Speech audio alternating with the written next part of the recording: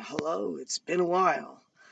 I'm sitting in my bus, outside a farmyard where Dan has had some flooring work, and so we've been staying in this farmyard, and I've been able to do some work on the bus. I'm being lit by candlelight because the solar system isn't quite up to snuff. That I trust it with providing electric lights. I just want to keep the fridge going, and um, just with limited budget, it's hard to really improve things to where it works properly. Still spinning, still knitting, still weaving. Well, weaving not so much. I got a rug on the loom. Doing stuff anyways. Yeah, I no longer live in Saskatoon. Long story short, I no longer live there. Details are, I want to forget all about the place. Like, just, I don't want to talk about it. It's negativity. The goal right now is to shoot for the coast at some point, try to get over the mountains before the snow. But I have some mechanical work that has to be done before I go anywhere. And, money's tight, mechanics are hard to find. Yeah, I'm dropping. My spindle now needs attention. With money tight and mechanics hard to find, it's, got an appointment to get the brakes done next week. And yeah, I hope it's not too expensive. I hope there's not too much to do, but the brakes are dangerously bad. I mean, they haven't failed me, so it's not going to be a high expensive, but they are losing fluid, and there's one that's warming up, and there's brake lights going off, there's calibration, and the other problem is my exhaust manifolds are cracked on both sides, and I've been stuffing the cracks with some fancy sealer for the job, but it's it's a temporary fix at best. And so I have to keep reapplying it frequently, but pretty much with every highway drive. It helps, but what would really help is I've got the gaskets, replaced gaskets with new or manifolds. I have the replacement manifolds, the two pieces of steel that go on there and take the exhaust from the engine block and put it in the tailpipe. And replacing those and replacing all of the seals, the gaskets that go on it, would really help the function of this poor vehicle. Yeah, and I've been enjoying wearing these all day today. There's rainbow colors in these pants. The weft is rainbow, while the warp is black and white. And then this wonderful shirt and these suspenders. I just think it's a wonderful combination. I wore it at a water ski tournament where I wore it. I was like, you know what? This is something bright and colorful that'll catch attention, right? I'm a merchant. I had all my stuff out. I put out some other colorful things. People didn't come over at all. And then I overheard someone on the other side of the wall talking about LSD explosions and ha ha ha ha. You know how bullies sound. It was just so disheartening, you know. But I just kept it foremost in my mind that the point of it was not really expecting sales from these people. I already knew who I was dealing with.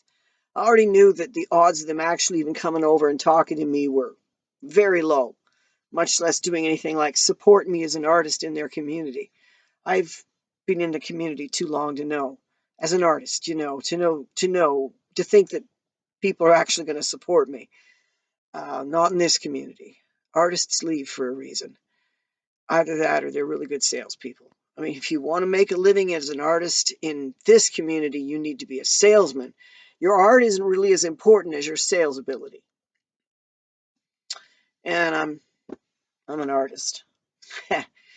So for me, what was foremost was that I was practicing. This was the first time I'd ever set up my tables, and I'd laid things out and seen what it looks like, and I'd figured out little details, like I'd gotten signage that I could put up on the bus and ways to put it up, and I'd sorted out what I need for a store, and at the moment the store fits into 2 bags, so I can swiftly put it up. And I've been adding more stock, and it still fits in the bag. And there's a handful of hats, there's some scarves, and there's some There's some 3D printed boxes, and I just put some needle books in there. So there's a variety of different things. There's some plastic jewelry. I can't even remember it all, but I even have some hot sauce in the pile. And if people would just come over and look, I'm pretty sure I could sell things. The other problem is that people in Saskatchewan have a really, really cheap sense of what things should be worth. They're really ripe for a Walmart takeover over here because they definitely go for lowest price, lowest price. And they consider it rude or insulting if your price isn't cheap enough. They just get mad at you if you're asking for anything, even like, material costs. And I mean, some of my prices in some senses, they do not in any way reflect the amount of time and labor that's gone into the pieces, and at times don't even reflect the amount of materials that's gone into it, because the piece has sat with me for so long that the value of the piece is priced at like I've got 2015 boxes. The prices are 2015 prices. It's almost 10 years now. And so they're getting cheaper by the year. And there's still people around here are still like, I don't know. I could go to the dollar store and get something like that. It's like, well, I get it. Buy. I'm hoping for a better reception when I get out west. Um, I think that there's a better perception of the crafts and the crafts industry, and being crafty when I get out to the coast. But we'll see. Um, it's all just dreaming and fantasy and hoping. And as far as comfort, the bus gets quite cool at night. If it gets cold enough, I will hit the diesel heater for a bit. I'm careful with that as well, because sitting still for long stretches of time, I don't want to wear out the bus batteries with the diesel heater, because it uses the bus batteries, the coach batteries, to run the fan. I did that because I felt that it was a safer option than trying to use the shower power, and I didn't have any other battery system. Ran out of air there. So now I have old cell tower batteries. I've got 360 watts of batteries, or amp hours of batteries. I've got um, 800 watts of solar panels. And I've got 30 amp solar charge controller that's not in any way special or wonderful, and a 3,000 watt inverter, which can run everything I own if I'm willing to spend the power. And on sunny days, with the system working at peak capacity, I can get to full charge by lunchtime with the fridge running, and even sometimes using some stuff in the morning. But the TV seems to be a real power drain. I don't know what kind of power it uses, but it seems to use a lot more than um, I can really afford. So there's a lot of upgrades would be nice. Better solar charger, better this, better that, better fridge. But I feel like I'm glamping. I feel good. I feel at home. I feel like, yeah, man, it's all right. This thing could be running, but again, I'm trying to go easy on the power. I mean, I do have the option to turn on lights. But, you know, I use them for when, like, you've dropped your sewing needle, or you absolutely have to get a project finished and you cannot wait. And so you're burning the midnight oil. I've been working on, I finished one tie, and the other one's, it's way back over there. I've been working on another lace tie, this time in a colored, well, actually, this particular yarn, in point of fact, is what I'm using. I've got quite a bit of this. I've been buying these braids at the store for a while because they're kind of the only ones she had left. And I thought, well, I'll buy a bunch of them and I'll have a bunch of material to work with. And I've got a few ties already in it. And it actually works really well for a tie. And I think that a lace tie in it would be lovely. And since it's store stock, it's okay if I make more than one. I can just go ahead and turn out a bunch. And this particular lace pattern now, it took me a long time to be able to understand what the stitches were doing and be able to recognize where I was in the pattern. And now that I got the hang of it, it seemed, I really like the look of it. It seems like a really good idea to just turn out a whole bunch of them. Then when it gets boring, when I get to the point where I'm just routine knitting, pick a new pattern. So, because I'm making for my little bus store, my little side of the bus store, I really need to come up with a canopy solution because it's going to be raining and that's going to impact my ability to set up my little shop. Imagine if I could just put out a canopy. Maybe I'll run into a free awning one of these days. I don't know. I'm asking for a lot of luck.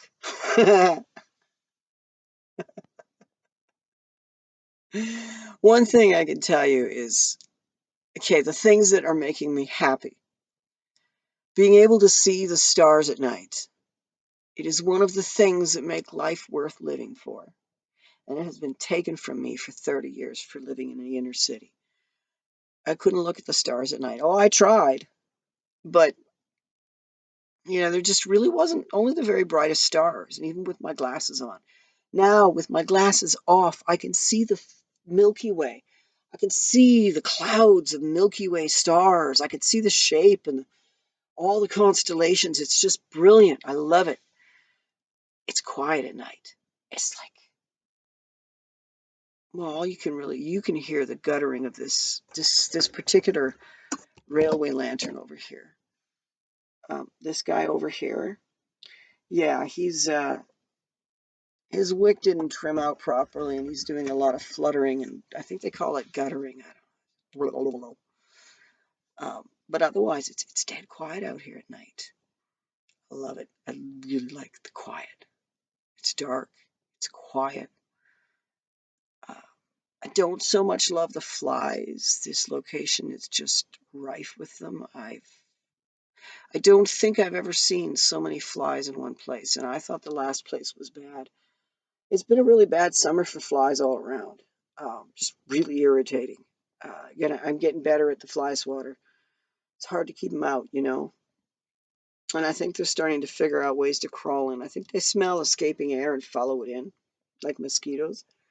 And there's a few spots that's not perfect.